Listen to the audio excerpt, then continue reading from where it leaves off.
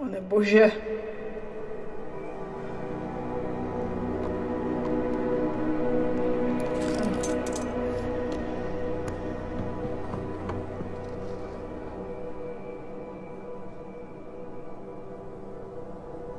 Kristovano.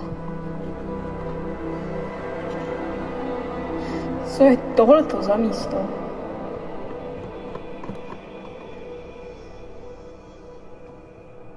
Měl pravdu.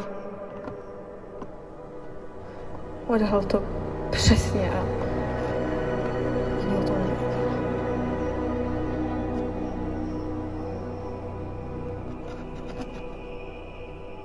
nevěděl. To je šílený.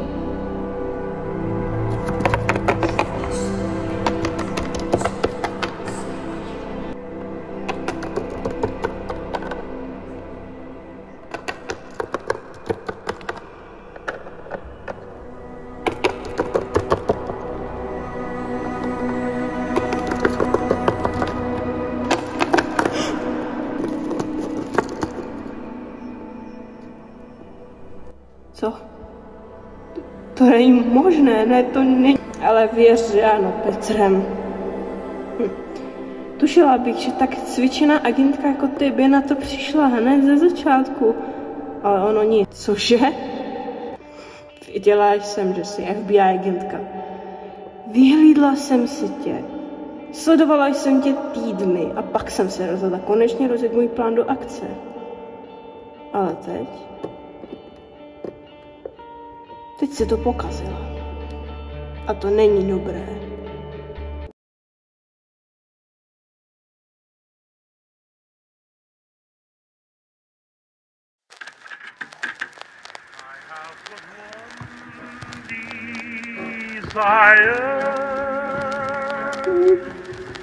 And that one is you, no other will do.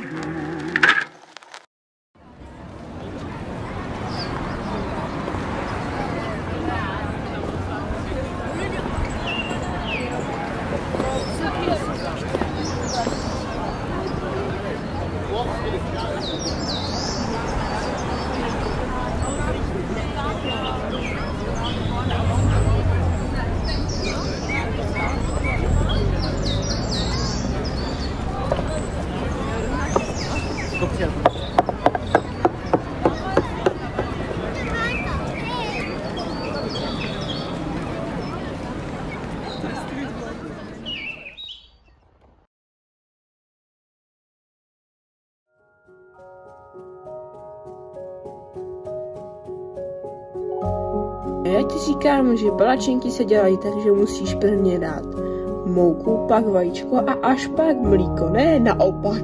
A já ti říkám, že takhle jsem to dělala celý svůj život. Tak to tak budu dělat i nadále. No, pod mojí střechou to já rozhodně ne, drahoušku, to se nestane. Myslíš, jo? No, tak pod tohle střechou jsme už stejně porušili tolik pravidel, že tohleto jedno už musí být nikdy ve vzduchu. Dost. A zase jsem tě uvedla do rozpaku. To je jako nějaká moje super schopnost, myslíš? No jasně, když to tak chceš brát. Ale každopádně děláme to podle mě, tak jak se to dělá správně, protože nejsme žádní psychopati, nebo ano?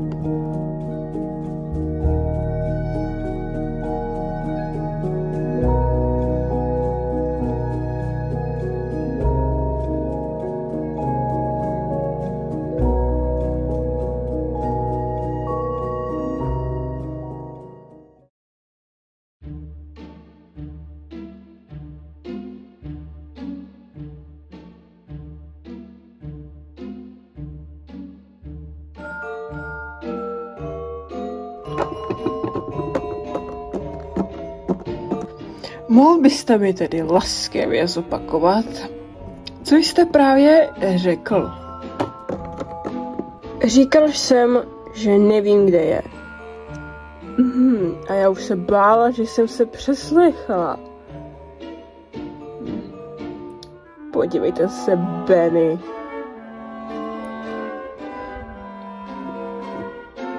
Petrem se za vás zaručila. Mluvila o vás, jako byste byl nějaký bůh, či co.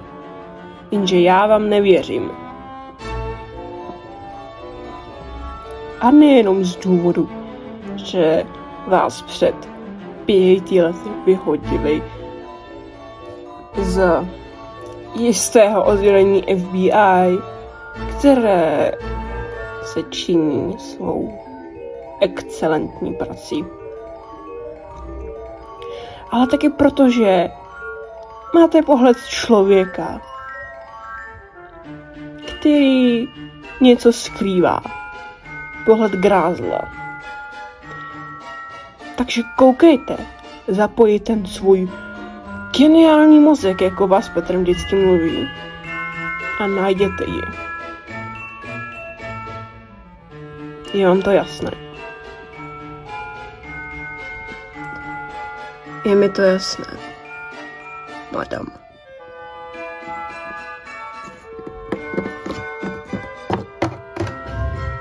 Bože, jak já nenávidím mužský